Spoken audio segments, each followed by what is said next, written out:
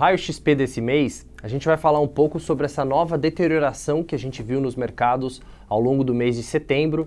Vimos a bolsa cair para próximo dos 110 mil pontos, o dólar subir para 5,40 também e algumas novidades tanto no cenário internacional quanto no Brasil. Jenny, conta um pouco para a gente o que aconteceu no cenário internacional ao longo desse mês. Bom, lá fora eu diria que teve dois grandes destaques no mês de setembro, um nos Estados Unidos e outro na China. Nos Estados Unidos, a gente teve a reunião do Federal Reserve, o Banco Central americano, que sinalizou que eles estão prontos para fazer o tapering, que é a redução no ritmo de compra de títulos em breve. E isso levou a uma alta na taxa de juros de 10 anos dos Estados Unidos, o que por sua vez levou a uma correção nos mercados globais. E na China, a gente teve o episódio da Evergrande, que é a grande imobiliária chinesa altamente endividada. Ela tem um passivo de mais de 300 bilhões de dólares. E os mercados ficaram com o temor de que um calote dessa empresa e uma potencial falência dela poderia contaminar o resto do mercado financeiro chinês e o resto do mundo também.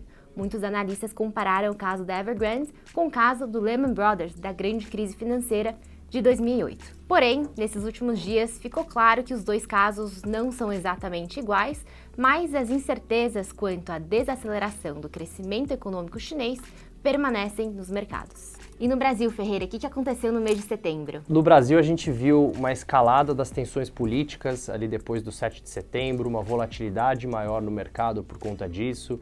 Além disso, vimos queda nas projeções de PIB para 2022 do mercado, o mercado já esperando um PIB em torno de 1% para o ano que vem apenas, com juros se aproximando de 10% no ano que vem e uma inflação ainda elevada, tudo isso com um pano de fundo de eleições em 2022 e também um pano de fundo de crise hídrica também impactando os mercados. Na Bolsa especificamente, vimos que dois drivers relevantes para a Bolsa também se deterioraram ao longo do mês de setembro. Primeiro, custo de capital aumentando. Vimos que as taxas de juros reais no mercado, medidas pelas NTN-Bs, os títulos públicos, subiram para próximo de 5% ao longo do mês de setembro. E segundo, vimos que as expectativas de lucro das companhias dentro do Ibovespa já começaram a parar de subir e ter alguma deterioração por conta da forte queda dos preços de minério de ferro que a gente viu. Nessa linha, a gente fez um estudo em relação ao valuation da Bolsa hoje, que eu queria que a Jenny comentasse um pouco mais também sobre esse estudo. Exato. O preço por lucro do índice Bovespa, ele está abaixo da média histórica, mas quando a gente tira as commodities, ela não está tão barata assim. E, conforme o Ferreira falou, com essa subida nas taxas de juros de longo prazo e aumento do custo de capital das empresas, ao mesmo tempo que a gente está tendo uma revisão para baixo nos lucros das empresas, principalmente as ligadas às commodities, a gente fez uma revisão do nosso preço-alvo por Ibovespa de 135 mil para 130 mil pontos para o final desse ano. E Ferreira, como que a gente se posiciona dado esse cenário macro mais desafiador que a gente tem daqui para frente?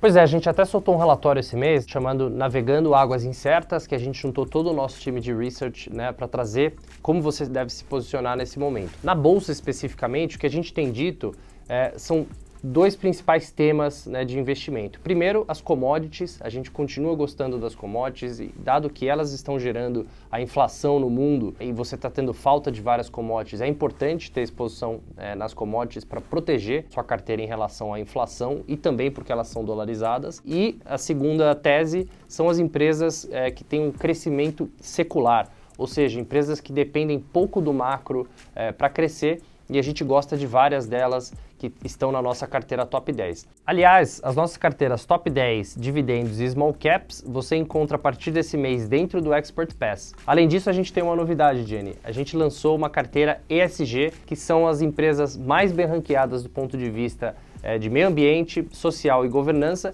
e que também são bons negócios. Então é uma carteira que a gente gosta desses dois aspectos, bons negócios, mas também bem ranqueadas do ponto de vista ESG. Espero que vocês gostem do relatório, pessoal. É isso para esse mês e a gente se vê no mês que vem. Bons negócios!